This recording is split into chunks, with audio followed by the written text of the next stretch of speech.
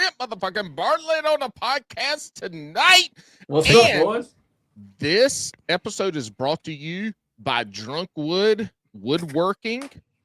Boom. We got 2 Drunkwood hats. We don't have a third because Alex will not pay for his. But we are sponsored by Drunkwood tonight. He has not given us any money. He's just been a good listener of the show. But I will say this, he has been a little bit of a pansy lately. And he also didn't send me my snow measuring stick that he said that quote unquote I got you on Instagram or Facebook or one of them. So you know what? We're gonna if we're not gonna know how much snow's coming. We're all gonna be destroyed. Our power's gonna go out all because he didn't send a snow stick. Exactly. I have no idea how much ice I'm getting this week. Put your wiener in the snow. Look, if Drunkwood would be a nice human being, which he's not to Alex and I, we get really shitty text every week. Pretty much the synopsis of it is every text is, I wish this was the last Bass and Brews episode ever. Is pretty much how it goes. But we know he's still listening, so it's all good.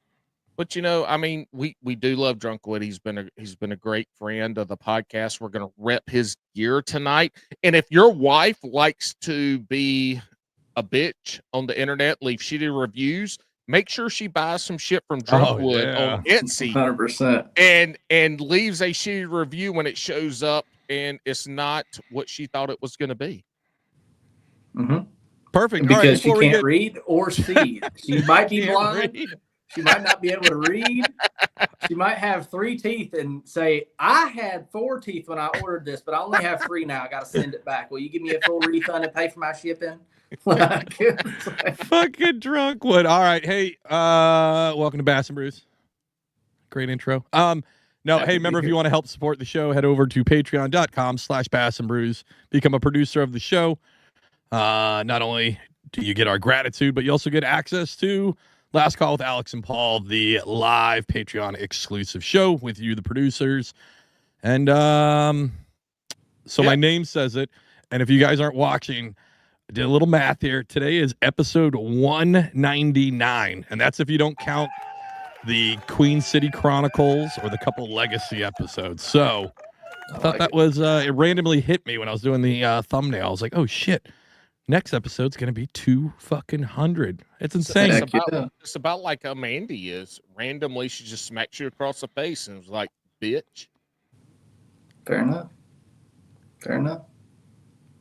Why am I silent here? Did I miss something? You said about how... Did somebody hit me? It wasn't funny. Wasn't funny. That was the problem. Okay. Yeah. No, you're fine, Clint. You're doing great. Over my head and... You're doing great on the show. It's Paul who has started 2025 off with awful jokes. He's trying to be funny. He's failing at it.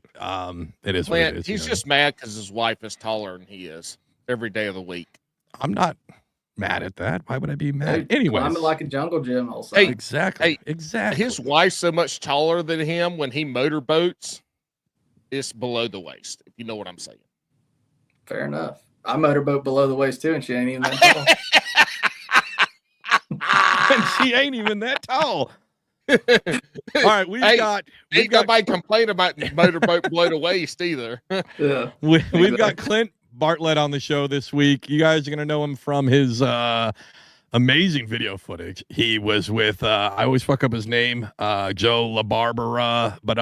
Joe LaBarbera is what I called him for like the first 2 episodes, and then Joe's a nice guy. He corrected me. It's just one day's like he said L-A capital B. Don't forget the capital. And Joe LaBarbera is a repeat offender of Bass and Brews. He's had a couple of years ago his episode that I did live with him while Alex was underway on his Coast Guard boat. Joe's episode that we went live was one of our best episodes a long time. We talked about a bunch of shit, I think crankbaiting and shit, but Joe's a good dude. Joe's a friend of Bass and Brews, and he's a good guy. He has one of the greatest clips ever of Bass and Brews. He says, I got ADHD, and if it ain't bass or boobies, I I'm not watching it. That was the worst fucking Joe impression ever. All right, you That ready was. for the best one? Let's You hear ready it. for the best Yeah. one? Oh, bro, dude, I still got ADHD, and if it ain't Bassa boobies, I don't want it, bro. See, that was spot on. Spot on. Dude, Well, come. Clint, It's welcome to hard the for a show. Thanks for country coming on. person Why to- do you keep cutting me off? Are we doing this already? It's 2025. You need to stop. Dude. You're supposed to be better than this, Paul. You need to stop. Let me go put my towel on, and I'll turn into non-interrupting Jabberhammer, and I will do the rest of this fucking podcast like that. How do you like that, Alex? Nobody wants that. Clint, welcome to the show. Thanks for coming by. It was great. Thanks for having- Everybody, we'll see you on the next. Oh, no, we're not done. Sorry, we just started. Oh, dang. I thought I was just coming on for Joe impressions tonight. Because I got a lot more impressions in the box. So you probably say it. I could Perfect. probably do it. Alex, we need to pull up Joe's little Facebook tiff he had with Oh, my God. kids that went in It's on like, them what, it's like, fishing. dude, did you see the thing of the guy's profile picture and you swipe over and it's him and his homie at like the Kmart going like, oh, dude, Aeropostale. It's so funny. But we need to pull those up, and everything that Joe writes, we just need Clint to do a Joe Just LaBarbera narrate it. narration of it. Narrate the shit talking in the Facebook comments. Man. Anyway, Bro, it's you're time. really gonna let Michelle outfish you, bro? She's just you fucking high hold her, bro. Like, come on. All right, Alex. It's the river, bro. Where else are the fish gonna go? Yeah. She was standing there. And you just What came is in this? and were like, shucka, I caught a fish. Yeah, exactly. All right, Alex, I'm sorry. Go ahead. Go where were you going like 2 minutes ago? I already forgot. Okay. Well, look, we have Clint Bartlett on. If you don't know Clint Bartlett, you should go follow him on the Instagram and the YouTube and other stuff like this. But the problem you're going to have is the best shit that Clint has put out on the interwebs. It ain't on my page. It ain't on his page exactly. Go back to 2024 and watch Joe LaBarbera's stuff. And Clint, That was 22, bro. bah, We're getting man, old. brah, you got me over here talking like I'm a Southern California surfer. That was that long ago. I thought you did shit last year. Anyway, it don't matter. Quit interrupt me, Clint. This is our show. We interrupt you and I interrupt Alex. But if y'all want to watch, and we're going to talk about some other stuff that he's put out there. But if you go, like Joe's, obviously, we've already talked about a friend of the show. He's been on. The stuff that he put out, we had Joe on when that came out, and Alex didn't know Clint or anything like that because this was last year or late 2022. 2023. Yeah, but when we had him on was when y'all were putting out the stuff, and Alex was like, dude, these fucking videos are badass.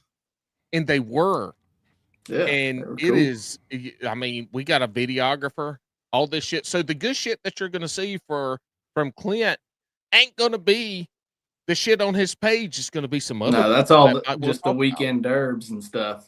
On my page, all you see is the weekend derbs and a couple bass. But yeah, all the stuff I do. I mean, now I'm I freelance for a long time. So that's where when I was doing stuff for Joe, I was doing stuff with Black Rifle Coffee Company. I was bouncing around, traveling around, shooting at bass events, going to Elite Series events, opens, showing up. I was the coffee and bass guy that would just show up, serve coffee, go shoot photos on the water, come back, shoot photos, do all kinds of stuff. So that's when I got really involved with like the Bassmaster world and space of all the behind the scenes of Bassmaster and all that stuff, making friends along the way, meeting pros left and right, and just really trying to work my way into the industry. Like you had to grind, you had to show up, you had to go long nights, you had to set up tents in the rain, you had to go out and be a camera boat when it's blowing 30. Like you had to do all kinds of fun stuff. We went from flat tires to fender benders to hauling trailers to trailers, losing tires on the interstate, and Airbnbs falling through, breakers tripping, like all kinds of stuff. It's not glamorous, and it still isn't, and that's okay. But the people and the experiences I've made along the way, or met the people I've met along the way, and the experiences I've had, I would never ever like take back. So it's been pretty awesome. Hey Clint, who's the most favorite person you've done, either in tournament settings or just like on the side doing their work? Who's your most favorite angler, or the one? Yeah, let's just do favorite. Who's the most favorite angler that you videoed for? So I've got a little bit of bias here, and it's just because I was a fan when I was just starting to learn what tournament fishing was, and it was Brandon Polinick. So nice. like, I know he's a fan favorite for a lot of people, but like, I looked up to him because he was not only fishing, not only grinding, showing up, like putting in his time at a very young age, but to chase this dream that was so outlandish for a kid from Idaho. Exactly. To be able to accomplish what he has. And so I followed that story when I was 18 years old and just got to college and signed up for the fishing team and was like, you guys get paid to fish? Like, I had no idea what tournament fishing was at all when I got to college. I had fished Where'd you go growing to up college? until I was What like college? 10. What What's college? What college? Western Carolina. Oh, sweet Crib. North Carolina. Crib. Hell. Oh yeah, I'm from Charlotte, buddy. Mantle Hill. Mantle Hill. Yep. Look Mint at Hill. you. Rich people. We got Alex. No. You got a No, brother. I ain't never met a poor person from Charlotte. I ain't from Charlotte, dog. You just said you're from Charlotte. Well, yeah, but I mean, I was 45 minutes outside. I rode the bus for 45 minutes every day. You just said you from Charlotte. Ain't never met a poor person from Charlotte. So are you from Charlotte or you not? You either poor. I'm from or Middle you're Hill, cuz. Mint Hill. All right. Anyway, so Brandon Polinick, yeah. That's crazy. What you just said, Brandon Polinick came from Idaho, which Alex is very familiar with because he's originally from up in that area. I am. I don't know if Brandon Polinick and Alex grew up in the same type of household, but Alex was going fishing with his grandpa, and his grandpa was going to the strip clubs at night and leaving Alex camping on the riverside and then bringing hookers home while Alex was drinking beer, and they were camping at night. So I don't know. Okay, hold on. At least you had a couple pillows hanging around there. He never brought hookers to the campsite. Oh, my bad. That's the only thing I have to dispute. All the other stuff is real. But in defense, that was in Alaska. So, like, there's not really rules there. It's you're True. There's like one cop for 1,000 miles. So I was about to say, there's a lot less eyeballs for evidence up there. Exactly. They say the only people that live in Alaska are people who are born there and people that are running from something. Those are the two types of people that live there. Fair enough. No. Brandon's as a great fisherman, and then the way he handles his videos, his content. And I know somebody else is making that for him, but he's a great personality for it. It all fits well. The storytelling's perfect on those. Like it all around. He's a good person to be a face of any organization. He's for sure. And the way he represents not only his brand, but his family, his sponsors. Yeah. I think he represents that well. And I saw that he was grinding in more aspects than just on the water. Right. You would see him standing in the rain with fans at tournaments. You'd see him taking a picture with every single person that won and sticking around to make sure he was there on Championship Sunday. Things like that was pretty incredible. And then being able to work with him a lot with Alpha Angler and with Yamaha has been a lot of fun. I've actually, this is like, it's kind of still a secret, but I don't really care. We're going to let it out here. It's kind of like a corporate. So I filmed a series with Yamaha. That's about all I can say. And our first episode's with Brandon Polinick telling his entire life story. Oh, that's awesome. So that is actually should be dropping here towards the end of the month.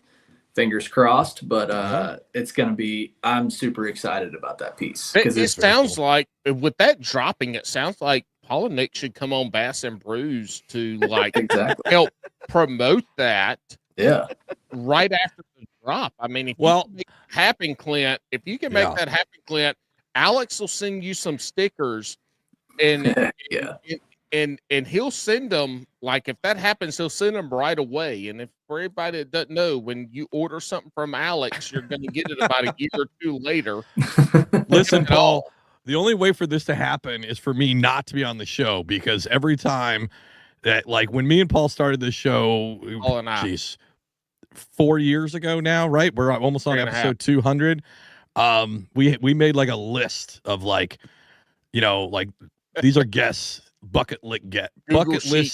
Yeah, Google like a Sheets. Google sheet, but they had like the top people we would want for the whole career of the podcast. And Paul's had fucking 2 of them on when I wasn't even here.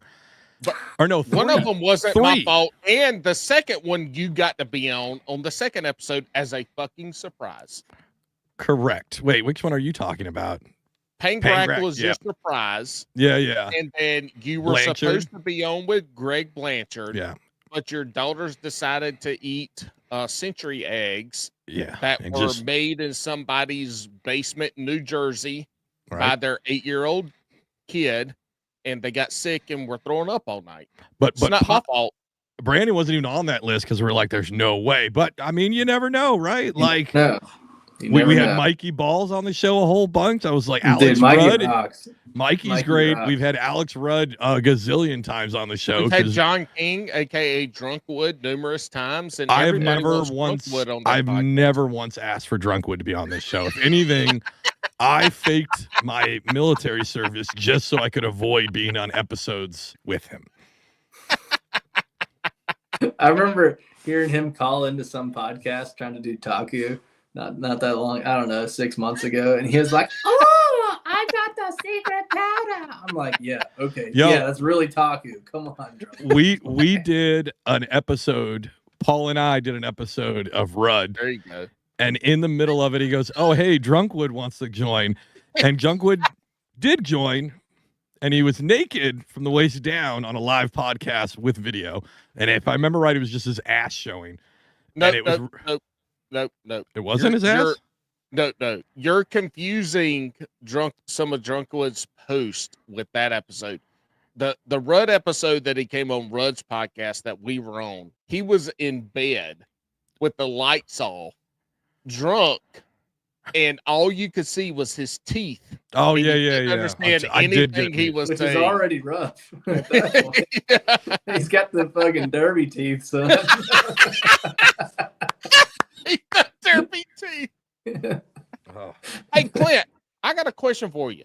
Let's hear it. We talked about Joe LaBarbera. You've done stuff for Yamaha, Polinick, the Opens, Bass, stuff like that. Outside of the big names that are probably producing and editing their own videos, the other stuff that you're doing, you're videoing, are you also editing those videos? Yep. Okay. Almost everything I do is shot and edited by me. I never got to the point to where I could build up enough contracts to really hire an editor, but it's also one of those things that's kind of like you shoot it to own it. And there's a big difference in the pump and dump stuff. That's kind of what it's called in the industry, is a pump and dump. You guys are probably familiar in a different industry. Yes, what Alex and I do once or twice a year when we release a fishing video. Yeah, sure. Exactly. We're 100% sure. Exactly. No, Paul took it the right way. Yeah. Paul, he's talking about something else. Yeah. But anyway, so yeah, I shoot and edit everything. If you drink enough alcohol, you got to pump and dump if you're breastfeeding. No. Go ahead, Clint. I'm sorry, Clint. Look, welcome to Bass and Brews. This is what happens. Off the rails. I like it. Yes. Off the rail. There are no rails. Yeah. Well, like this train's just going down the railroad tracks that aren't even there. Fair enough. All right. So sorry, Alex interrupted you in the middle of your dialogue. Go ahead. Resume. You're good. But yeah, I shoot and edit everything just because I'm capturing the story, so I want to tell the story. So I like to be able to do both. I think it's important, and it's really hard. Like if you guys go fishing for the day, right? Like you guys go out, you fish a tournament, and you film it on your GoPro, right? And you want me to edit it. I'm going to tell a different story than you guys would, and than you guys experienced from that day. Because I wasn't there, right? Like, you could give me 8 hours of GoPro footage and I could miss the part where you're holding up the camera and Alex is taking shit off the back of the boat, and you want to at least blur it out, you know? But I might miss that because I'm just looking for fish catches because I wasn't there. So, all right. So this is a question I have, and this podcast is really built around bringing on content creators from all aspects. And we're the majority of folks we have on are recording their own videos, they're editing their own videos, and the majority of them don't have any editing videography experience. And so, like, when I think that there's two things. One, having your own experience and editing your own videos is part of the journey to create good content. We've had a ton of people on that do that. But if somebody has a friend or a buddy who is Clint Bartlett, who knows how to tell that fishing story and put it out there, I feel like that if you have somebody that can edit your videos, that's not you, especially if you're not good at it. But are you when you're doing this is the second point I'm trying to make. When you're doing this, are you editing these videos from the viewer's standpoint? Does that make sense? Like, you're not there on the boat, you're getting content from a week ago. I get you to edit a video, and I feel like maybe you're editing that video from the viewer's point in mind, which may be better than how I would edit it from my point of view. Yeah, and so it's all about how you tell a story, right? So it's like I could take footage of an 8-pound largemouth and a 5-pound spotted bass and then have it jump in and then have a topwater blow up and have underwater footage and have a couple hook sets. And I could make that into a banger of an ad.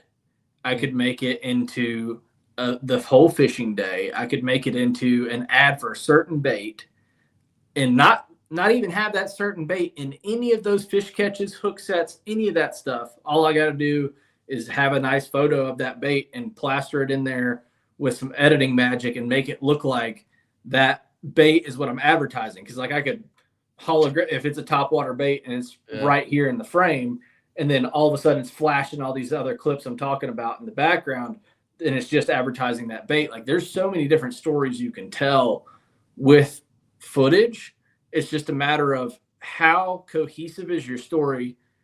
Like, and when I say cohesive, if I go film with Polinick for 2 days, one day it rains and the other day it's super sunny bluebird, and I try to make that into one video, it looks weird because to the human eye, when you're looking at that video, flip-flop Polinick and then rain gear Polinick, flip-flop, it's like bang, bang, bang. It's like hard for the eyes to adjust to. Same thing with, like, if I start out a reel when it's dark in the morning and it ends when it's light and he's holding up fish at weigh-in, it still doesn't quite look right because it's going from dark to light and then it doesn't really go dark. Like, you've got to think about how you're telling the story. You want to fade that to a dip to black, so that way if the reel replays or loops, you're going from dark back to light again. Like it. So you have to think about telling that story in a way that's chronological, if that's how you want to tell the story, and just what's the point you're trying to get across? Are you trying to sell a bait? Are you trying to entertain? That kind of stuff. All right, so I've been putting my fingers up for a question. Yes. Because take Alex and I, who are going to put out 4 or 5 fishing videos a year, right? We're just put some stuff out on YouTube. You talk about the storytelling aspect of it. Basically, if there's somebody listening to this podcast right now and they want to start recording their fishing videos in 2025, what are the basics for that storytelling reel or whatever it is that they need to have in mind to produce a video that people want to watch? Does that make, Alex, am I making sense? Alex 100%. has a better, okay. All right. because Alex 100%. might have a better way to articulate this. You're talking to somebody that wants to start YouTube this year, or they've been doing it for a year or two. How do they like? What are the basics, the steps of creating that story? Okay, so the basics to that story is you got to oversimplify things in a way that you have to overthink it a little bit to start out, right? So what you do is I think about if I'm going to go fishing right now, or let's say it's 5 o'clock in the morning, I'm going fishing. I get up out of bed and then I start my day. Now, do you really want to be recording yourself in the bed, hitting the alarm clock, all that stuff? No, that's not super necessary. But hooking the boat up to the hitch, maybe that's where you start. Maybe that's where you start. So you're like, okay, what is the process that gets me from point A to point B? Because in this story, I have to get from point A to point B. If I show truck hitch and then all of a sudden hook set, it's like, no. So like, but your story could start on the water as well. It could start with you putting the boat in. Once you figure out where your story starts, right? Do you want to be cinematic and take an extra 20 minutes in the morning to show the whole process of how you went from the garage to putting the boat in, to running to your first spot, to making a couple casts, and then all of a sudden you hook set and you catch fish? Like, you have to develop that storyline, figure out where you're going to start, and be like, how did I get here? How did I get from point A to point B? How did I go from catching them cranking first thing in the morning to catching them on a jig on main lake points? Like, how did I get from this point to that point? Like, show if I'm like, let's say that's the case, right? I start out and I'm cranking. So it's a video clip of me picking up a crankbait rod, throwing out, and then you see me hit a couple different places, not get bit, and then all of a sudden, boom, 5-pounder. Show the 5-pounder to the camera. Okay, cool. Well, I didn't get another bite until noon. So how do I get from 5-pounder on a crankbait in morning light to jig bite at noon? So what I would do is like transfer from the 5-pounder to a running shot when it's a little bit brighter outside. So a running shot off the dash of the GoPro, like simple and easy. And then you go from putting the trolling motor in at the spot where you catch said jig fish, and then show picking up that rod, then show making that cast. So instead of skipping that point A to point B with 5-pounder straight to the jig fish at 12 o'clock, you're telling how we got from 5-pounder to that. So it's overthinking. And you're not saying that we have to do, or that so and you're not saying like you don't need to spend a ton of time, right? Because I do think sometimes people will cut out that stuff and they are losing those transitional periods in the storytelling that they're doing, right? Yeah. They're losing that because they're like, well, I want to make this quick. I don't want to bore people. But if you find the right length, all you're doing is transitioning from the beginning of your story to another portion in your story to keep everything. And these are quick cuts too. Like, these don't have to be like, I'm putting the trolling motor in, I'm fixing my little cable. Like, it could be tops. Boom, boom, boom. And like, I love making transitions on the beat, right? Like being able to, you can have free editing software. CapCut is what I recommend to every single person I talk to. Yep. CapCut is fucking fantastic. It's fantastic. It's free. If you got a little coin to spend the $90 to get the desktop version, it's 10 times better. And it's well worth it. But start out with the free version and then get like work your way up, whatever. But being able to slap the video footage on the timeline and then slap a music track on the timeline and be able to see the bumps. When you see the bumps, where they're at or whatever, I mean, use protection, but make sure that you're lining the music up on the bumps. So you line your cuts up on your spikes, right? So when you see that spike in audio track, that beat drop, that change in tempo, whatever it may be, the build, you got to think about like your music is a big part of the story. One of the things that takes me the absolute longest on the editing floor is picking the music. And like I will be scrolling through Epidemic Sound for hours and hours and hours till I'm driving myself nuts and have to go outside and get away from the computer and then come back to it, or work on a different project and come back to it, because sometimes you just can't fit that vibe.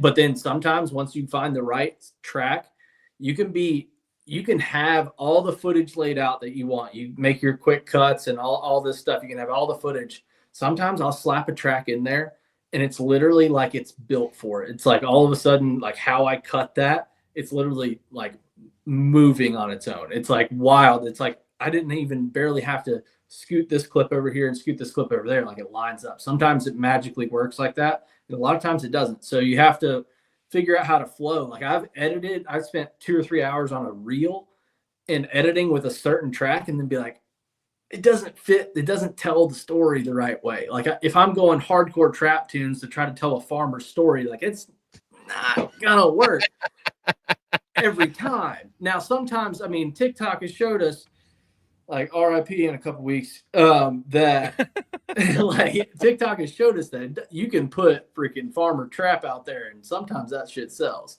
But for the most part, think about your story. Consider your story. Like AC/DC and a hardcore bass fishing edit with some hook sets and big bass, bow flips, all that fun stuff. Yeah, that works. Some trap tunes with all that stuff, that works too. What about Celine Dion? You know, I mean, if you're Celineing them on the live scope, then maybe, but I don't know. Like, hey, our good buddy. If you're Celineing on them, if you're out there Celineing on them on a big old jig and a Carolina rig, and he's just, I don't even know where I'm going. But.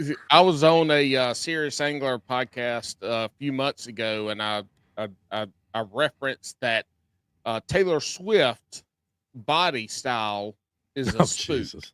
It's just pretty much a pencil shaped. Yeah. Celine Dion is like a trick worm. It's just like it's skin long and bone. Yeah. Long and skinny. But hey, hold on. Oh, never mind. Go ahead. Christ, I'm gonna forget my fucking shit now. I know. Go ahead. Okay, thank you.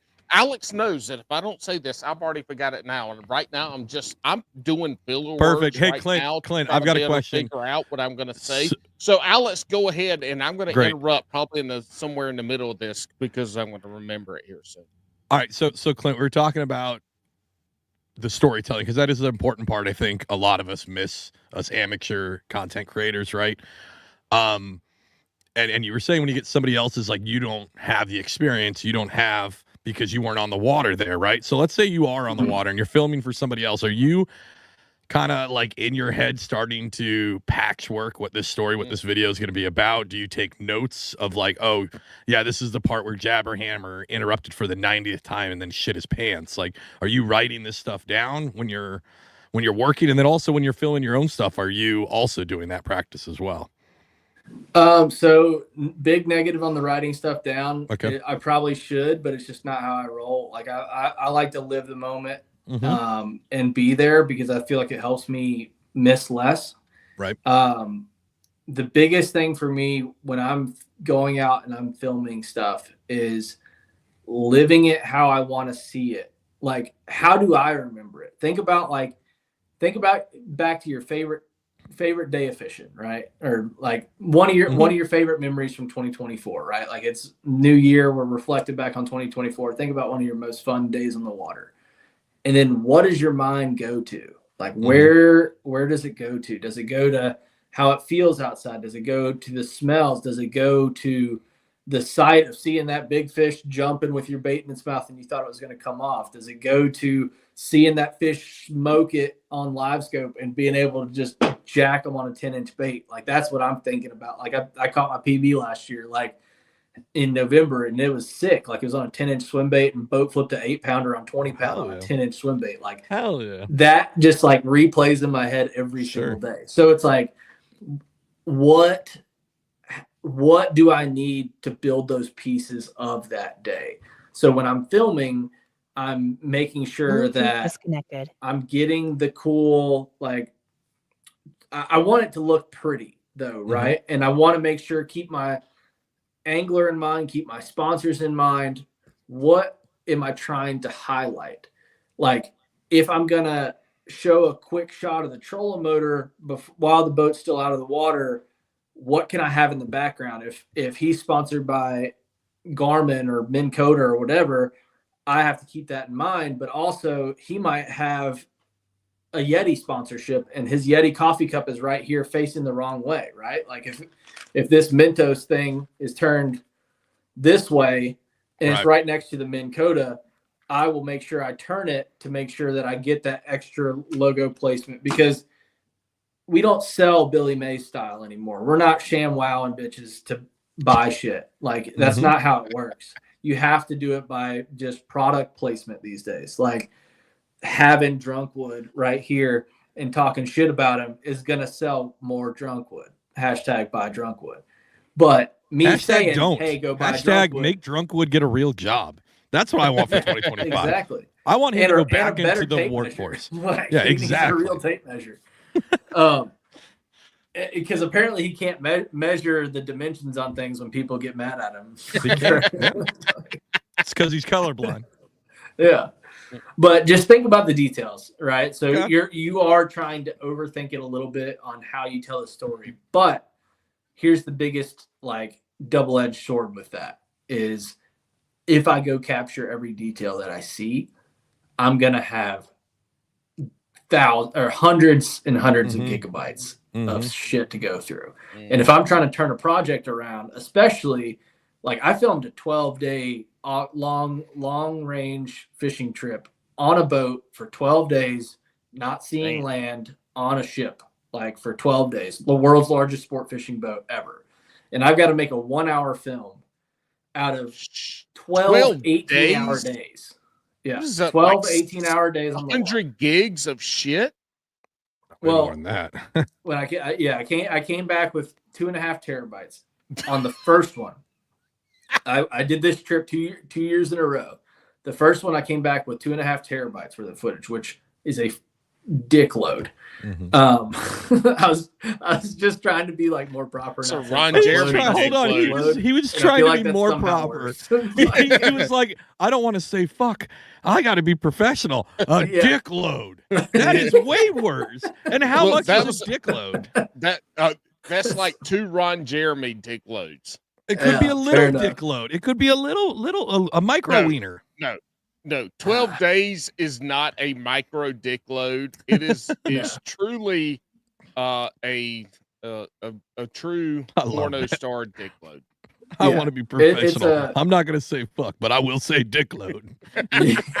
That's like, how does that come to mind? Like, I'm sorry, but you know what? Dicks are awesome. It'll buff out. That's what she said. But the biggest thing is on that first trip, I filmed in 12 days, 2.5 terabytes. Well, I filmed the same exact trip the year after, and I only had like 600 gigs. So like what I did was I realized after editing that film for fucking months, I realized like way too much footage. I overshot. I literally went to take all of my footage and put my selects. So every single fish catch that was caught, that like everything that looks good that could be in the film. And it was 12 hours of footage. That's a little much. Just like from the hook set to landing the fish. Yeah. And then I cut that 12 hours into like 4 and then started breaking it down from there to make a 1-hour film that got almost 1 million views. All right. So what you're saying then is, as a new content creator for fishing, you're gonna be videotaping a lot of shit and going through a lot of video. Yeah. But not only do you need to worry about the storytelling side of your edit and all this and that, you need to start paying attention to what is important in your videos to cut down that. Because I'm sure, would you go from 2 or 3 weeks of editing 2.5 terabytes to maybe a few days of the 600 gigs, right? So you got to start realizing what in your video that you're recording is actually useful versus, what's just bullshit that you're not going to use. Yep. And you have to know when to record too. I think one of the biggest things for me being an angler first is knowing when he's on them and knowing when he's not.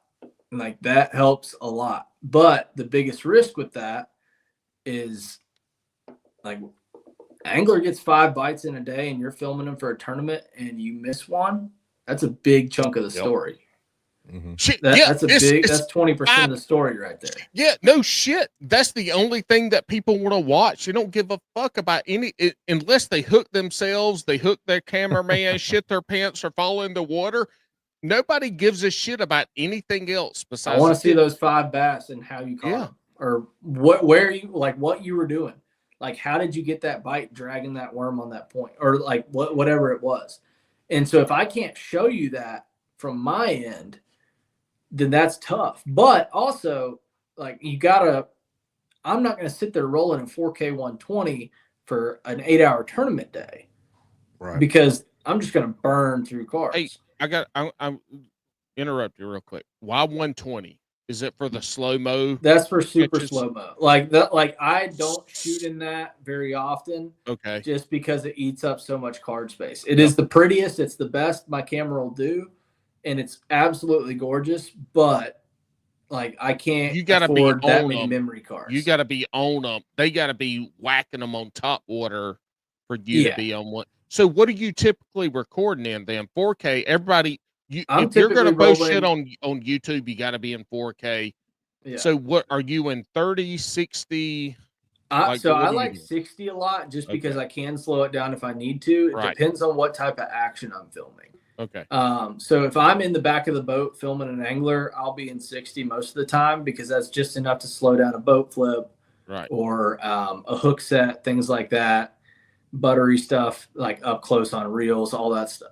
Like all of that, I like 4K 60. I would say 90% of the time that's what I'm rolling in. If I'm shooting super crispy B-roll and it's not a lot of it, I'll shoot 4K 120.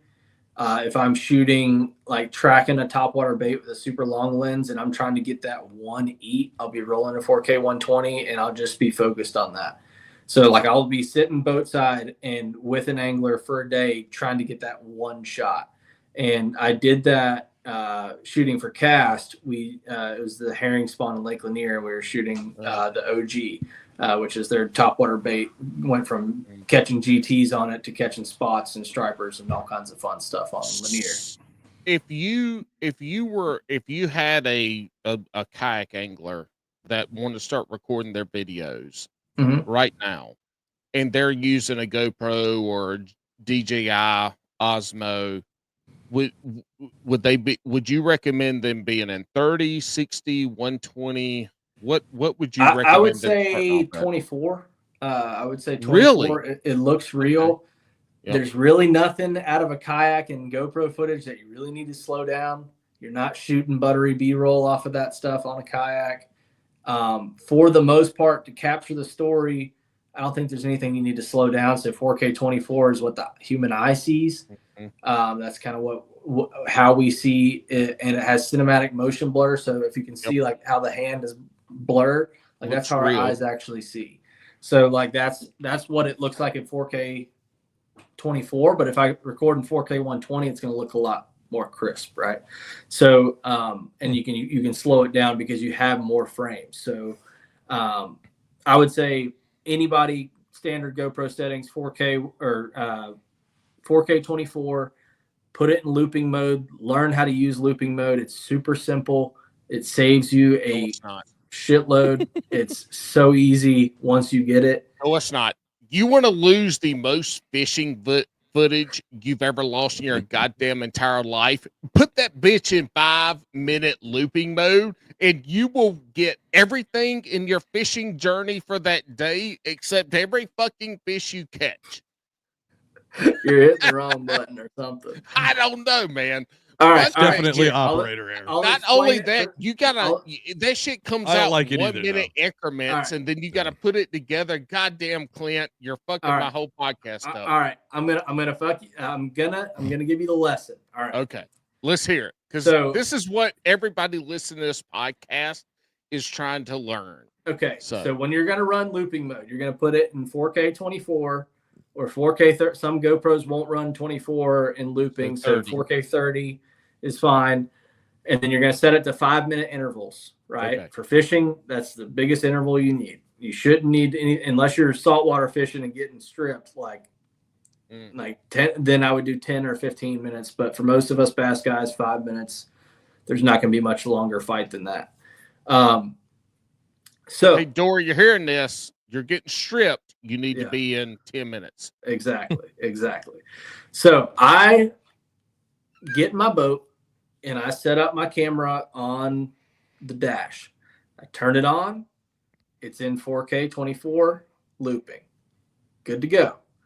So what I'm going to do is I'm going to plug it into a little portable battery pack. Runs it all day on the dash. It's perfect. Keeps it going. A little pro tip in the summertime, if you are connected to an external power source, Yellow Tech, whatever, pull the battery out. Helps it from overheating. Super important. Yep, that's why you go to DJI, because that shit don't goddamn happen. No, exactly. I switched to DJI 3 years ago. It's the best thing I ever did. I put half the Elite Series field on it. Like, it's helped a lot. And it was like one of those hush secrets. I was like, dude, you need to switch to DJI. And they're like, well, everybody else uses GoPros. I'm like, dude, you need to switch. And then all of a sudden, like, Polinick's got one, Zaldane's got one, Scott Martin's starting to use them. It's like all these guys that are doing content. Oh, Carl's got them now. Like, it's like, GoPro? I wonder who gave them that idea. Go to DJI. Yeah, DJI all the way. The 5 is stupid ridiculous. It's awesome. It's great. Yep. Anyway, so back to the DJI. So you get her set up. You got her. The screen's on. Everything. You click record. So now you're recording, right? You got a blinking little red light on the front. I'm going to go pick up my rod and I'm going to go my jolly on way fishing. It takes me an hour to get bit. I suck, and I finally roll up on this point and I'm dragging a jig like it's February, even though it's August or whatever time of year. And I should be ripping it. And I'm still dragging it because I'm an old man when it comes to jig fishing. And I get bit. I set the hook. I boat flip the fish because the boat flips only. And then I unhook it. I show it to the camera. And keep in mind, I still haven't touched the camera yet. Turned the camera on an hour ago. It's been just blinking back there for an hour and a half until I caught this jig fish. I show the fish to the camera. If I'm in a tournament, I'm about to go back to the live well. This is when I'll click it off, right? So I show the fish to the camera. Once I'm done with that clip, I will click the top, and then it will go dee dee dee or make a little beep. I'll wait a second, like 1 to 3 seconds for it to make that beep, and then I click it again. You're back to rolling. I go call my fish. I go fishing, rinse and repeat. Okay. Always be checking ABC. Always be checking for that little red light blinking back there, because that's how you miss shit. Sometimes, yeah, exactly. Sometimes it'll shut off. Sometimes it'll think it hears you say shut down. They got voice commands on there. Sometimes Siri be listening and she be wrong. So make sure, always be checking for that red light blinking. And I promise you, you will come back with 50 gigs worth of footage for 30 fish catches. And your editing, especially for those of you guys that are still trying to edit on your phones and stuff and put all your data on your phones, which is ridiculous. Got a stack of about 50 of them right here, external hard drive.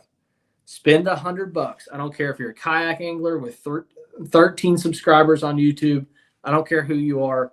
Spend $100 on an external hard drive. Put your footage on that thing so it doesn't slow down your computer, and you'll be good.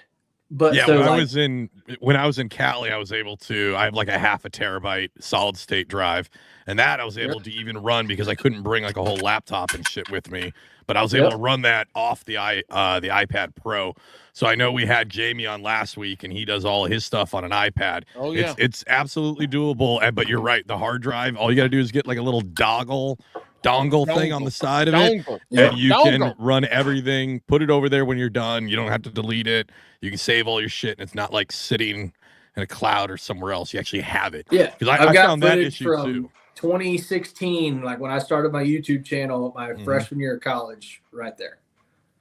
And I can go back and I can pull that shit. If I want to make a video making fun of myself in 10 years, when I make it, like, I got it. I've got 10 dry weddings in a row that I filmed in college. Dry weddings. That was rough. Ew. That was really rough. Look, 10 in the a worst row. weddings I've ever been In to are July. the ones that didn't sell alcohol, except for the one that has sparklers. And I got some guy to put about 50 sparklers in his hands, and we set them on fire, and they started burning in his hands. And instead of just dropping them, he ran around like he was on fire, and then threw them in the pool at the venue we were at. And my wife and I left after that because See, this is what happens when you have dry weddings. Like, you got to run around with sparklers. It's stupid. Yeah. Fair enough. Like, no, it's dumb. Listen, if you don't drink, that's your choice. Don't make everybody else not drink at your fucking wedding that you probably don't even really want to go to. Like, especially if you're like the spouse of the person that's the friend. Like, you know what I mean? Like, your wife, it's like one of her college friends, and you're like, I don't fucking know these people. Like, at least let me have fucking like 12 beers and maybe throw up in some bushes. Don't take that away from me. Like, I can't think, like, I tell stories for a living, and out of those 10 weddings, I couldn't tell you one thing that happened. Look, because nothing fun happened. Right? No, weddings are the dumbest goddamn shit ever. You love them, Paul. Shut up. No, I would look if I was single from 2008 to now, if I was single, my business would be a wedding hype man, because there was nobody more important at any wedding I've ever been to besides me and the bride. And I didn't even marry those women. Right. And so, like, I love weddings. I'm a wedding hype man. I'm crazy at a wedding, but weddings actually suck, to be honest. Like, the only reason that you're spending all of that money is to feel good about yourself. Hold on, man. I'm doing a podcast. Hold on. Okay, take your night-night gummies. Jesus. My wife's out of town, y'all. I got my son. He should have been in bed 45 minutes ago. Yep, what's in them night-night gummies? Hey, melatonin. Make sure, if y'all are listening, go subscribe to Can't Look Carter 1233 on YouTube. If you love Gorilla Tag or Snowball Fight on VR, you'll have a good time, right? Yeah. That's cool. He's got his Bucky shirt on. But anyway, weddings suck. I'll be honest with you. They're stupid. But we're here to talk about fishing. So, Clint, have you ever shit yourself on a boat?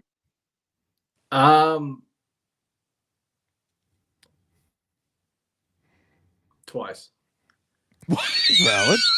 Hold on. But hold on. You shit yourself twice on a boat and you had to think about it? Like that? Okay.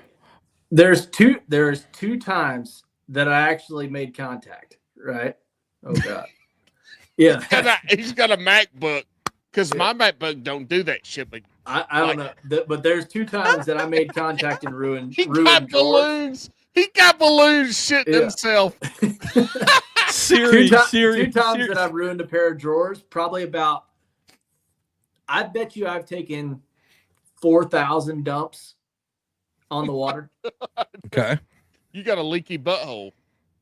Yeah, it's on the water a lot. Cameraman you'll ever meet. Hey, I want to clarify before, when Paul says, how many times have you shit on the boat? Paul, are we talking about like a shart or a full shit? No, so when I say how many times have you shit yourself on a boat, I'm saying how many times have you had liquid or solid duty in your not streaks, not sitting on the boat in 4-foot waves, not streaks, but literally been like, oh, I got a fart, and you got a duty. I haven't trusted a fart since like 2013. Bo, you are too young. I was about to say, this man looks like he's 28. Looks like he's 28, 29 years old. This dude's 28 years old and he can't trust a fart. When you're 43 like myself, or 40 like Alex, you probably need to wear 3 or 4 socks when you go out to fish, Clint, or video. So I need to take more fiber, dude. At least when it gets your pants with fiber, it's like a turd. Paul, and you can you're at not least, giving at out least it won't health run advice. down your leg. You're not giving out fucking health advice. I take the Metamucil every day. But I grew up with IBS. I had my large intestine was or still is 3 times the size it's supposed to be. So shit literally went straight through me in middle school. But I finally been able to take care of it. But so literally had shit problems my whole life. But so that's when I learned the art of the speed dump, which is where you get in and get out as quick as possible. My friend started timing me in middle school. There was times where I think my best time was like, I think it was 18 seconds from shit, white, flush, pants up, out the door. 18 seconds. He was timing you in the toilet. Hey, have you ever shit off the back of the boat with your ass in the water hanging on to the motor? Never hanging on to the motor. I've either stripped down naked and aqua dumped, or I've aqua dumped a ton, dude. Hey, the worst one. Hang on, this one was bad. I'm on Gunnersville filming. I've got 3 other guys in the boat. I'm filming a commercial, and I'm on the back of the boat filming. All of a sudden, that GTO biscuit is It's 7:30 in the morning. Like, just filmed a beautiful sunrise. We're throwing top water over grass. We're right in the hydrilla, hitting, baby. But the thing is we're in the hydrilla, right? We're casting in the mats, but then like the boat is sitting and like all the hydrilla is like this far under the boat. And I'm like, GTO's right here. And it's about to go bam, like out, like quick. And so I was like, uh-oh. And I was like, hey, boys, I got to shit. And then I was like, hey, boys, I'm like stripping. Start stripping everything off. And I'm like, I got to shit. I was like, JD, hit the trolling motor. Because I like jump into the water. And I've got hydrilla just doing this all about my legs. You ain't worried about them gators? Oh, I just had drilla just all over in my grill, you know? And I'm like, JD hit the trolling motor, like expecting when I jump in and the GTO biscuit's about to explode, he's going to hit the trolling motor and I'll at least be leaving a snail trail. Well, JD sets the hook on a 4-pounder and he is not hitting the trolling motor. And I'm just sitting there and it's just floating up around me. And I'm like, oh, God. I'm just like doing this. And it's 7:30 in the morning, like 55-degree water. And I'm just sitting there just doing this, knocking the turds out. Yeah. And then I mean it's just like confetti around me, you know. It's just an explosion. Biscuit explosion. And I'm like JD hit the troll motor, and I'm sitting there just trying to you know.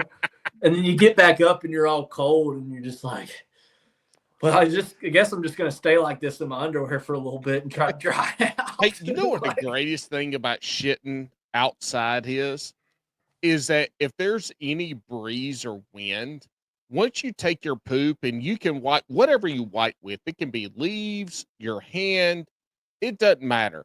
Once you wipe your hiney hole, you put your butthole into the wind, and that cool breeze, that cool wind blows across your butthole. Like, that might be the second greatest thing in life behind an orgasm. No, I agree with that. I had one of the best shits with Brandon Polinick in Washington. We went to this place called Potholes, and there was Eastern sand Washington dunes everywhere. And he's like, I guess I can find you a dune. And I'm like, dude, I gotta go. He's like, I guess I can find you a dune, and it's low too. So he was like, how about this? And then so like I jump out, but luckily it was like warm enough to where it was like 50 something degrees outside, so it wasn't that bad. And then so like I take my shoes off and I go waddle up. I luckily got toilet paper. Shout out Jake Boomer, and he had toilet paper on hand, and I like waddle behind like these like bushes ish stuff, but I was covered up for the most part. So I waddle behind there, squat down in the sand, and I was like, it's kind of nice. Like, it was like nice breeze blowing. Like, I was just chilling in the sand. Toes were in the nice little crispy sand. It was like, all right, this is kind of nice. And then I was just sitting there, and it was like one of those perfect logs. And I was like, I never have a solid shit. I have like one of these a year. And I was like, this is nice. And then you video it. Like, I Polinick's video. Yeah. Look, I got a solid shit twice a year. Yeah. And Polinick got me on the best sandbar in the whole place in Idaho. But the best part was walking, like after I finished up and was like walking back through the sand barefoot and a little bit of water and just like cooling off in the water a little bit.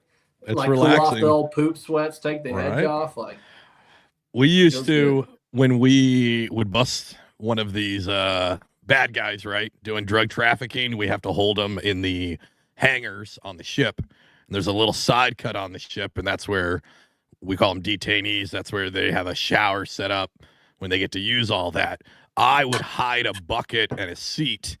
And so I would take my morning shit on this little like cutout on the boat, and you'd look out, see the sun rise up.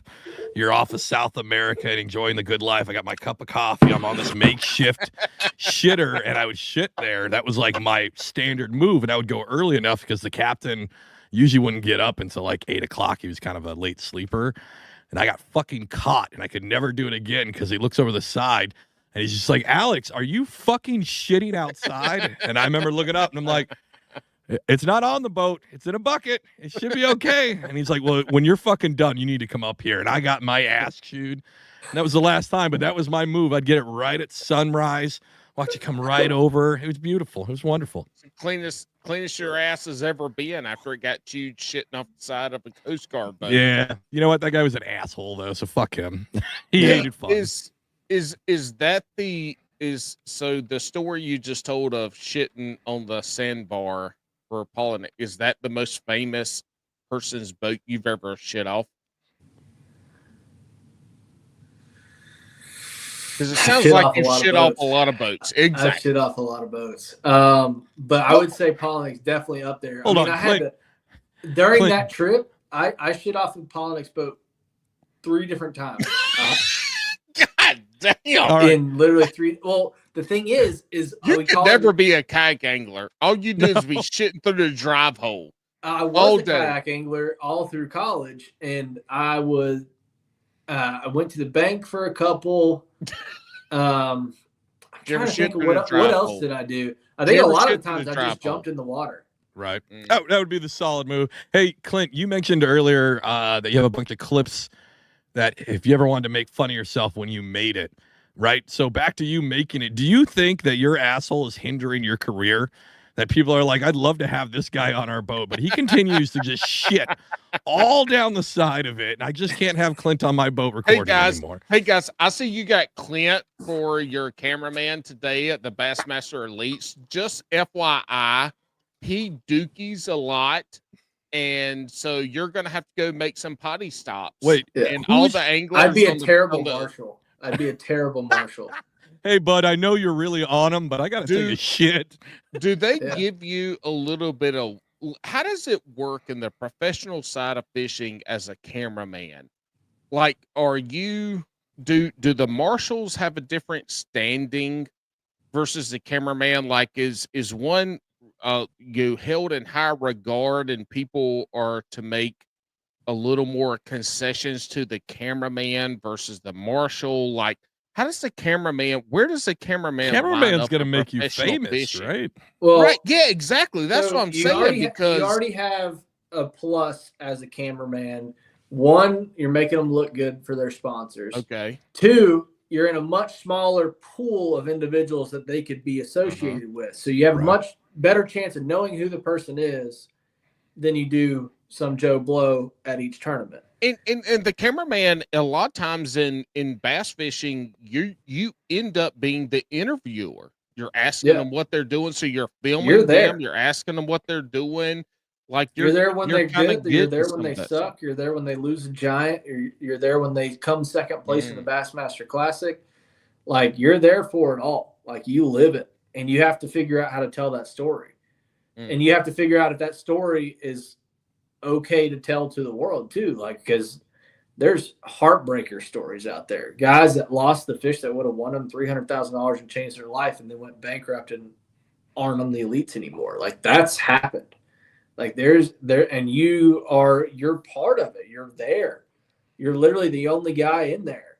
Like this is not related to any of the sad shit. This is actually funny. I fished a Bassmaster Open on the St. Lawrence River back in 2023.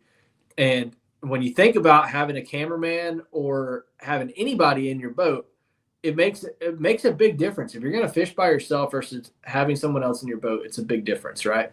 So it's St. Lawrence River. We're going out of Waddington, so it's a giant run. Like, so that makes a difference if like who you have in your boat makes a big difference for that morning run, where you're going to go, all that stuff. So I get Jamie Bruce on day one, and he's in the old 10 rig in the old Lund Pro V Bass, and fishing on Lund, and so which is good for that. I get his number. I get his number from the text with Bass or whatever, and I text him, "Hey man, give me a call. Like I'm Clint." He like barely knew of me, not really heard my name before, whatever. And he calls me, and the first thing he said is he's like, "Hey," and I'm like, "Hey man, how's it going?" And he's like, "How much do you weigh?" And I was like, I ain't gonna lie to you, dude. How much do I need to weigh? Like, I was like, do you need me to be 250 or 200? I'm whatever you need me to be. Yeah. I said, dude, I ain't gonna lie, I'm a big boy. I'm 240. And he was like, oh, he's like, so we're gonna be going about 62 for about 100 miles tomorrow. God. And he's like, and I'm fine with it. And I was like, hell yeah. So, dude, one of the most fun days I've ever had on the water when I didn't catch him. Like, fishing with Jamie was a blast, and the best boat you could ever possibly co-angler out of, because there was more room in that boat. Like, dude, you could have some fun in that boat. Like, there is room everywhere. I could pack for a 12-week vacation in that boat, bring all of my tackle, all of my rods, and then have room for more people to enjoy. And it was awesome. It was a blast. And I was just watching him scope and catch a bag, end up in third in that tournament.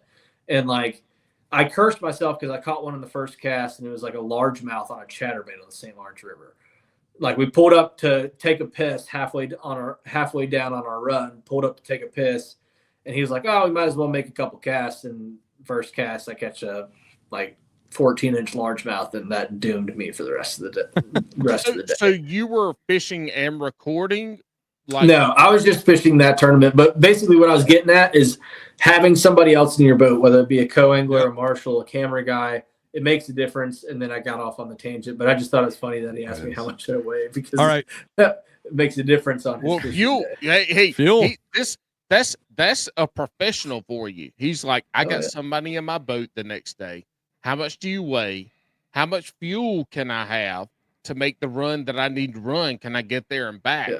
Like, that's we've talked about this before in the podcast for professional anglers, is like they are dialed. It's just like a NFL player or MLB player. You know, they're calculating the minuscule details for them to do what they want and need to do to catch those fish. And so that, I mean, this is outside of YouTube and videography, but like they're figuring out every second of the day. This guy weighs 240. I got to make this run. I can have this much fuel on my boat to be able to get back. So, you know, that's the crazy part. And we've talked about it with Darren Schwinkbeck, Shipwreck.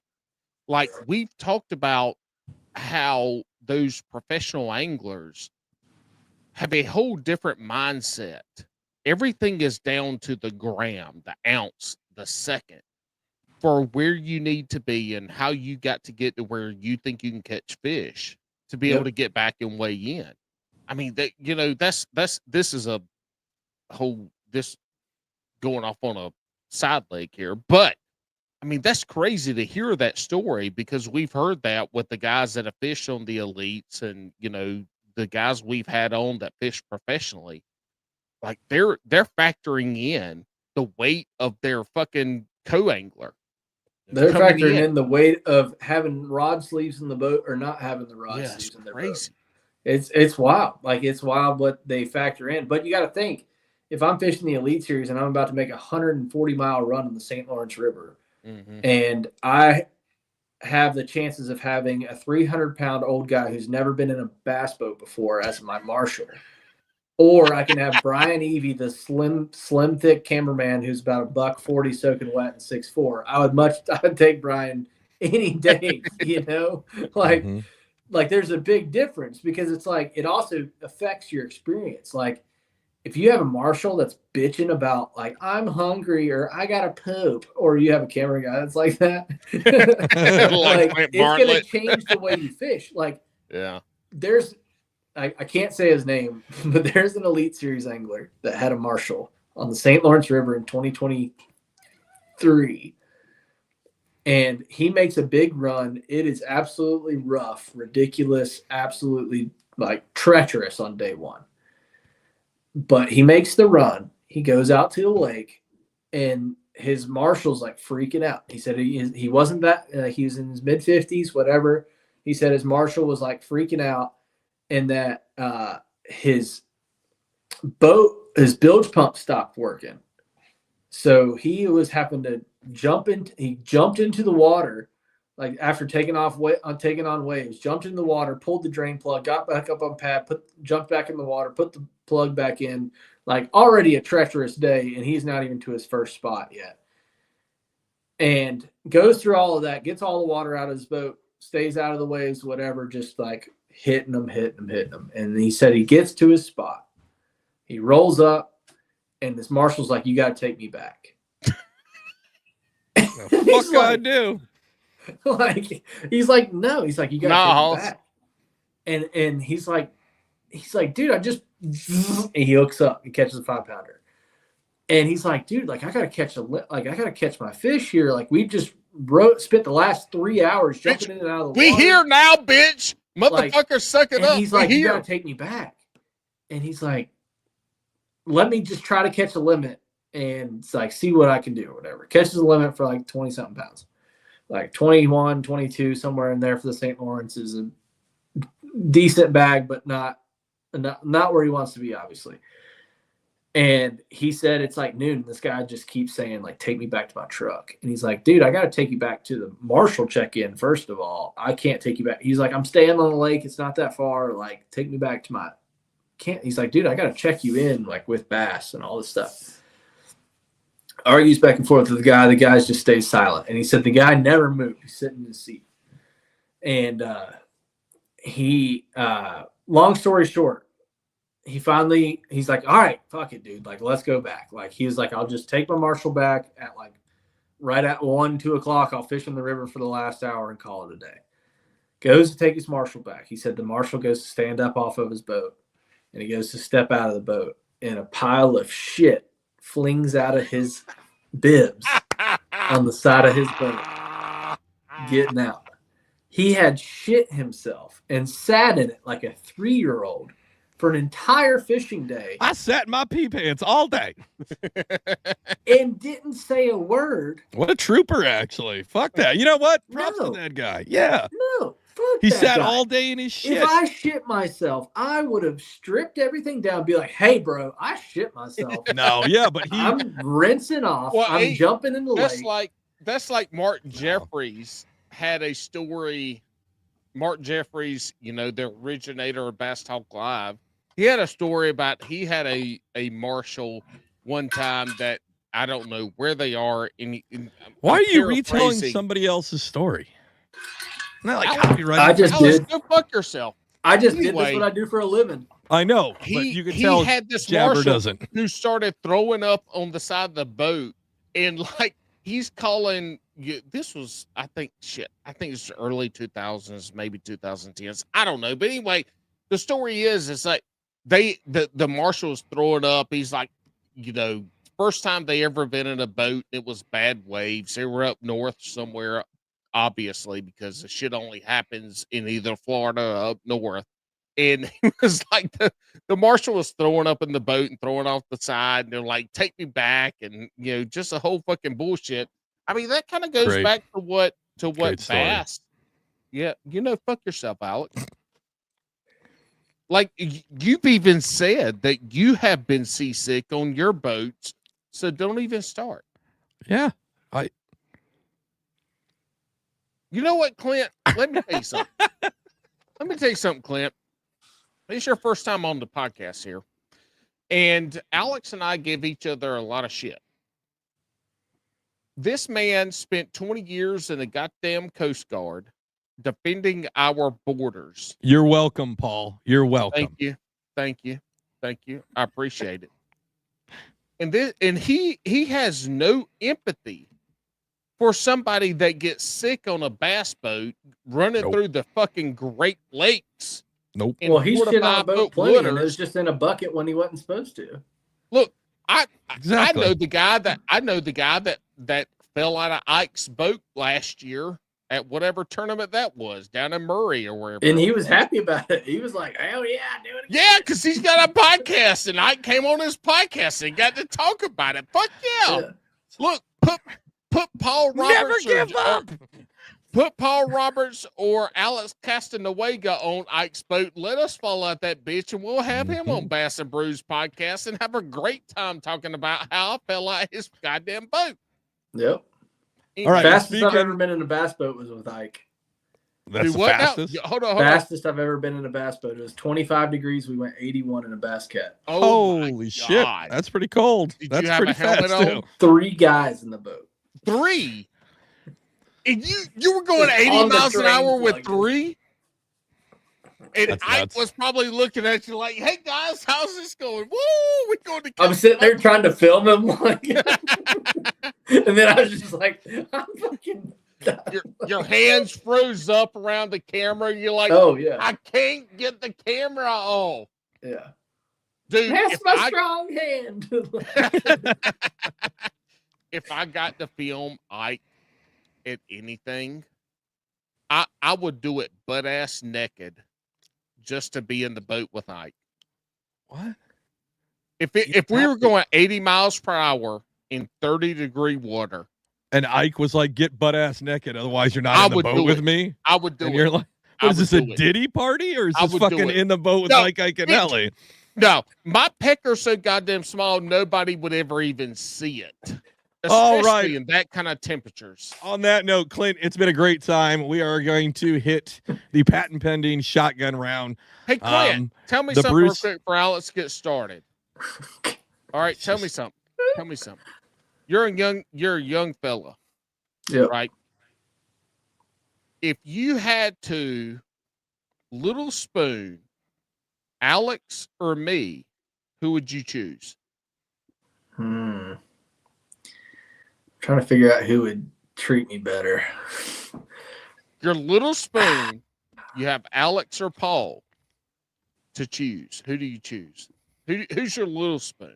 I'd say who's snuggling up behind you and wiggling into I thought them who cheeks? was I being a little spoon to? No, fuck no, bitch. I was just thinking in reverse. We the big spoon. You get little spoon. It's our podcast. Of course we're big spoon. Oh, okay.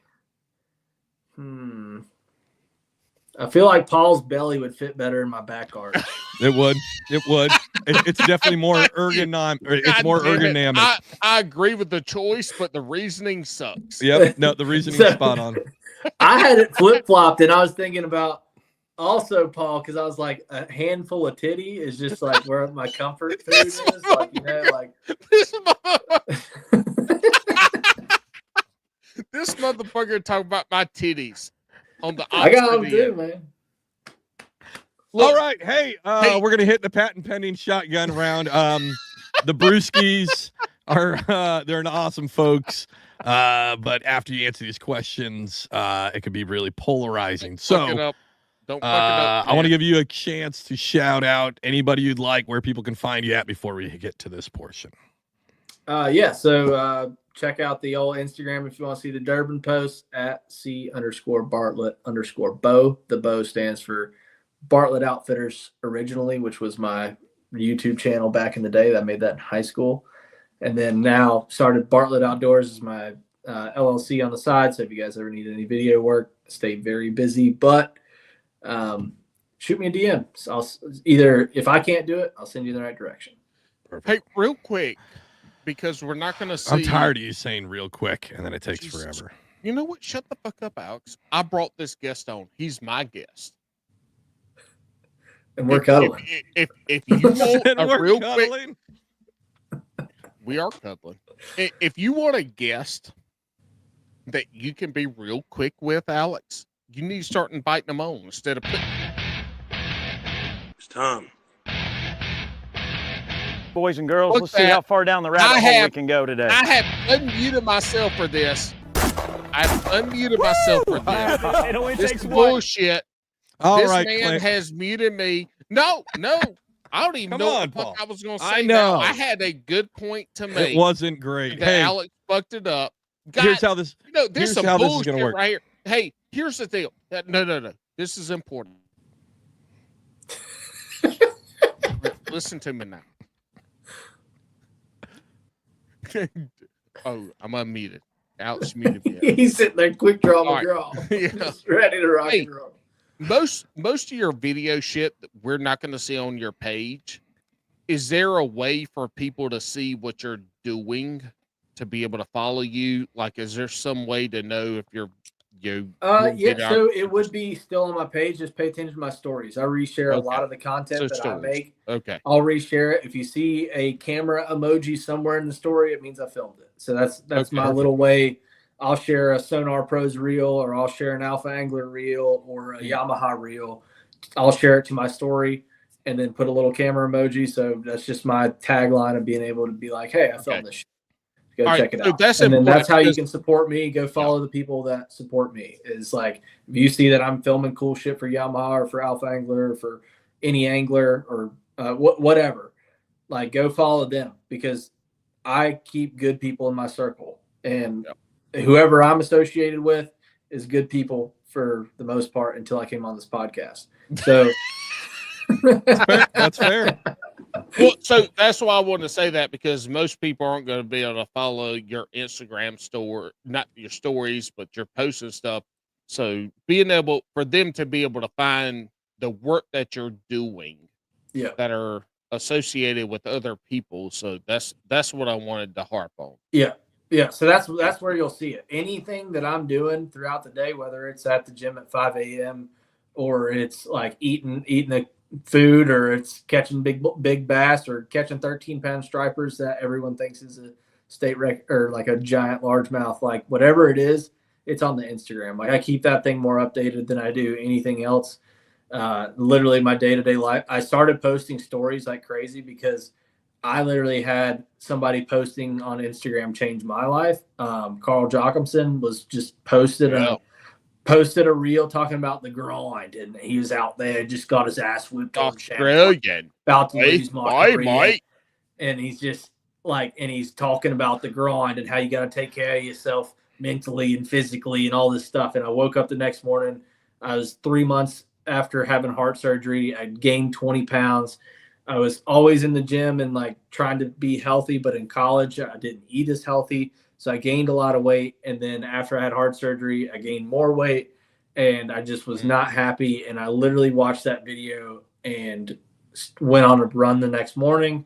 And I've been back in the gym active for a year and a half now, since watching that random video that Carl posted. And I talked to Carl about a couple months ago, and I was like, hey man, like, I just want you to know you really like helped me along the way. And he's like, all I ask is that you do that for other people. He's like, keep posting the gym stories, keep posting the stuff, like your food and everything like that. Because he's like, if it changes one person's mind about, hey, I'm going to do something to better myself, do something to be a better person today, or to make that difference, or it changes one person's mind, then it's worth it. So I keep that stuff updated every single day. You're living, like, if you want to see what I'm up to, where I'm at, what I'm doing, it's on my Instagram story, or I post like once a week on like main page. But if you check my stories, it's pretty active on work I've been doing, any people that I support, things that I find interesting, cool, motivational stuff. There's all kinds of stuff on there. So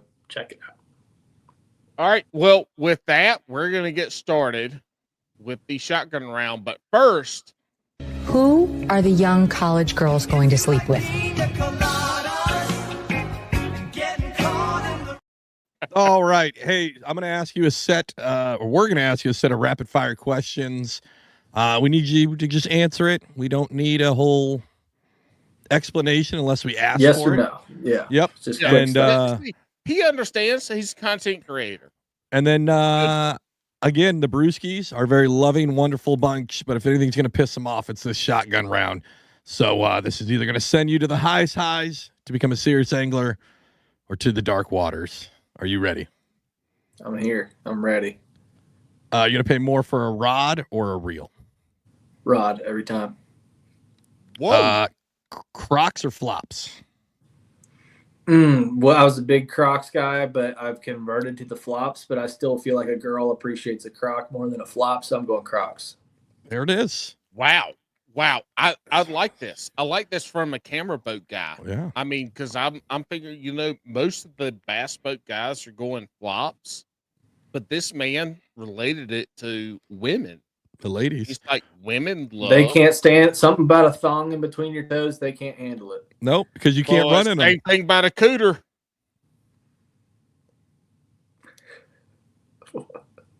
All right. Hey, pineapple on pizza, yes or no? I'm down for it, but it's got to be the time. It's like I'm not disgusted by it. I'll eat it. Yeah. All right. That's the fat boy answer right now. Yeah. I ain't gonna order it, but I'm gonna eat it. But I'm gonna eat it. Hey, 3-hour session of fishing. Would you rather catch 5 2-pounders or 1 7-pounder? 1 7-pounder. You know how many 18-hour fishing days I go on to get one bite? It's like a 14-incher. Where are you fishing in Georgia? You're in Georgia. Where are you fishing in Georgia? Lanier, Alatoona, Carter's, a little bit all over the place. I bounced up to Western Carolina and fished all my old tournaments back up there. So you're in the mecca of those 18 to 20-inch spots, though, and you're worried about a 14-incher. No, you're getting to videotape some of the greatest anglers in the world, and you can't catch fish after you videotape them catching fish. Dude, I'm appalled. Hey, listen, if you guys want GPS codes from Clint, just make sure you go to patreon.com/bassandbrews and become a certified brewski. I'll drop them dots so you can have a banger of a day. Your banger in your head against your. It only costs $5.99 a month for you to get Clint Bartlett GPS. And his GPS coordinates aren't his; they're actually professionals. Nope, his GPS positions that he's going to give you are just places that he's shit at. He's never going to catch fish. Great spots to shit. I want to start an app that's like a review. That would work. Yeah, like a shit reviews on each lake. It's like, hey, if you're in a bad situation on Lake Lanier, these are 5 good little sneaky pockets. Here's 3 public restrooms that you might not have known about, and this is the closest shit walk from the water to a actual public bathroom. That would be a hell of an app. Hey, Clint, $1 million idea. If we get people to sign up for the Patreon, we'll bring you on as a partner for shit tracks. I like it. You're heading to the water. You're heading to have a nice day on the water. Is it going to be hype music or slow jams on the way there? Always hype. I'll be either bumping some trap tunes or some fishing rap. Check out my boy High Speed Chase. He's got some real good fishing rap out there. Polinick put me on this guy. It's called Summer Finesse is his single. It's called Summer Finesse, and it's a dang bop. You should check it out. All right. Polinick's a trap music guy. Dude, I've got pictures or video of Polinick just dancing on the front of the boat to Big X the Plug this summer. So this is why Bass will never be anything than it is now, because they will not take people doing cool shit that the youngsters watch. Hey, do you know our good friend Tyler Ward? Yes, he said hype music. Yeah. Can you get one guess on what his hype music was? Tyler Ward, you know him well. We know him well. Good friends. What was his hype music that he said? I really like Chattahoochee by Alan Jackson. It was close. It was close. Brooks and Dunn. He said hype music, and Alex goes, "Save a horse, ride a cowboy." What does hype music mean to you? And he's like, Brooks and Dunn. All right, we're gonna end the show off with some food related. Do you eat largemouth bass? Not largemouth, but I'll eat the shit out of some spots and smallmouth. Okay. Oh, Okay. You eat smallmouth 8-pounders. Hey, and remember, that sale is still going on. Head to your local Circle K. Find the guy named Clyde in the back. Tell him Bass and Bruce sent you, and he will sell you a whole cooler full of 10-pound largemouth bass eggs. Don't worry. Yes. He didn't eat the bass. He will just take the eggs out and then throw it into a garbage can so you can't get in trouble for eating the bass. You will just get the caviar. But remember, you got to use the sport, not for the food. How about beaver? Have you eaten beaver? A lot, actually. But no, I've never tried beaver meat though. This is the man who wanted to sound more professional, and instead of saying fuckload, he said dickload, and now he went with, oh, I've eaten a lot. I've eaten a lot of beaver, just not the one with changed. her. It's changed. Well, I think, Look, again, let's it's go a back good to thing- where... Hold on. It's a good thing you changed that hat from what you had on before Yeah. to Drunkwood with that soul answer. Yeah, this one's a little more covert. No, Drunkwood ain't gonna cancel your subscription No. to being a partner with them because nobody's getting paid by Drunkwood, so you're good. I heard a dickload of people are, but... all right, every angler loves a great sandwich. What are your Yep. top 3 sandwich proteins? Top 3 sandwich proteins. Yep. I would say ham is king. Okay. Yes. Close or I like a shredded chicken for sure. Okay. On a sandwich, and then turkey's just so dry. I can't make it happen. So I'm gonna go peanut butter. All right. Okay. Those That'll are all work. great. You Hey. unfortunately didn't make the Hall of Fame Yes. because it's a reverse Hall of Fame. It's of the awful fucking answers like spinach, a can of black beans, and How is cheese. any of that protein? Well, Hey, Clint. You said top 3 proteins. I know. Yeah, I exactly, understand. Clint, and a good friend of yours and ours, Bailey from CS Angler, says spinach. Yep. Well, that's how you get the greatest ass in fucking kayak fishing is spinach, I guess. Dude, he got a dump. I commented on this shit the other day. Something about his dump. I said, oh, it was like dumptrucksonly.com or something. Listen, next Or time you it's comment, kayakbooties.org. I think it's kayakbooties.org. Yeah, next time his you comment, ass- make sure you tell him Bass and Bruce says he's got a sweet BBB, which stands for Big Bailey Bailey, Booty. but I like it. All right, everybody. It's been a fun time. don't We go hope you guys anywhere. had a good Clint. day. Clint, hang out for a Room. minute. The rest of you guys go along with your day, doing whatever the fuck you're doing. Go pay your fuck bills. yourselves, you stumbles up bitches. Bye, drunk oil.